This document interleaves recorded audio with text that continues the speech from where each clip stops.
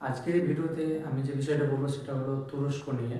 তো তুরস্ক নিয়ে কেন বলছি, কারণ তুরস্ক আর ভারতের যে সম্পর্ক যেটা রয়েছে সেটা বর্তমানে খারাপ পর্যায়ে রয়েছে।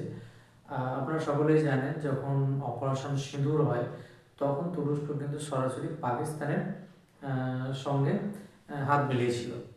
তো তুরস্ক নিয়ে কেন বলছি, কারণ তুরস্ক এখন যে খবরটা আসছে যে তুরস্ক নাকি সরাসরি ভারতের কাছে খাদ্য চাইছে।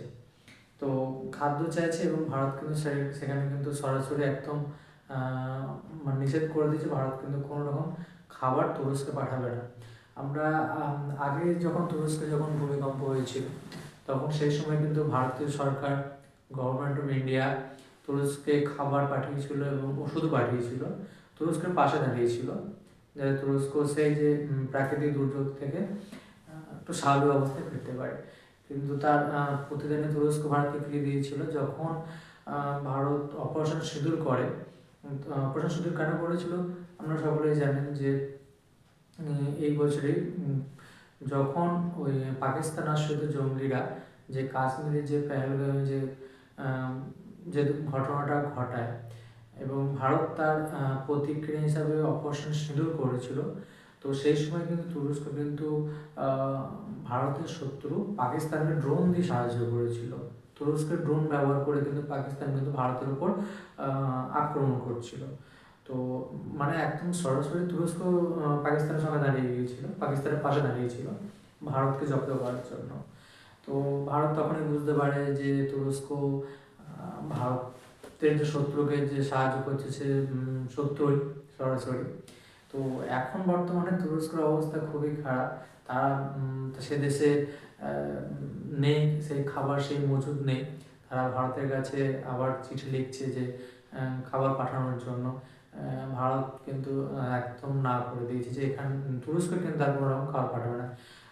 ভারতের নিজস্ব অভ্যন্তরীণ যা চাহিদা, খাবারের চাহিদা, সেটা ভারত নিজেই সাফিসিয়েন্ট।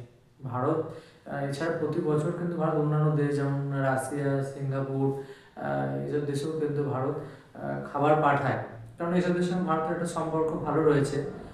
কিন্তু যেহেতু তুরস্ক ভারতের সঙ্গে সরাসরি একটা সরাসরি বলা চলে, যেহেতু একদম তারা পাকিস্তানের হয়ে তারা গলা ফাটাচ্ছিল সেই সময়টা যে ভারতের বিরুদ্ধে, সেই কারণে এখন কিন্তু ভারত কোনোরকম কিন্তু খাবার কিন্তু মানে খাদ্য সে তুরস্কে কিন্তু পাঠাবে না বলে স্থির করেছে। তারা এবার তুরস্ক করছে কি, তাদের যে সহযোগী দেশ চীন, পাকিস্তান, সেখানে কি তারা খাবার চাইছে যে খাবার দিন। তো চীন, পাকিস্তান এমন খাবার পাঠাচ্ছে যে নিম্নমানের খাবার, সেই খাবারও আবার সেই সব দেশের যে দপ্তর রয়েছে তারা গ্রহণ করতে চাইছে না। তো এখন তুরস্কের অবস্থা খুবই খারাপ। তো তুরস্কের যে সমস্ত জনগণ রয়েছে তারা পথে নেমে পড়ছে সরকারের বিরুদ্ধে, কিন্তু তারা একটা আওয়াজ তুলছে যে যেটা স্বাভাবিক, সে জনগণ যদি খাবার না পায় তো সরকারের বিরুদ্ধে তো পথে নামবি।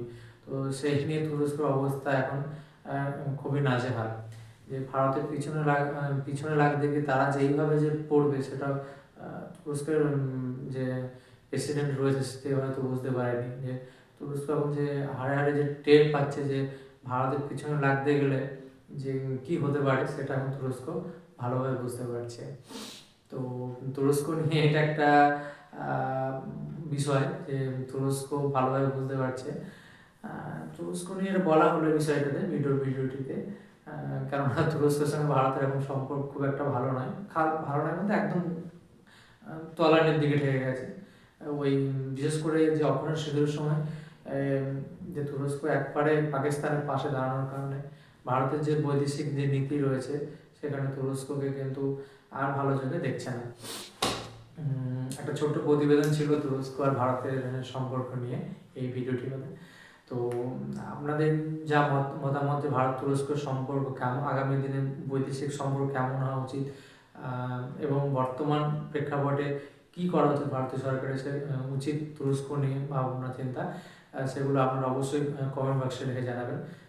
তো ধন্যবাদ দর্শক বন্ধুরা।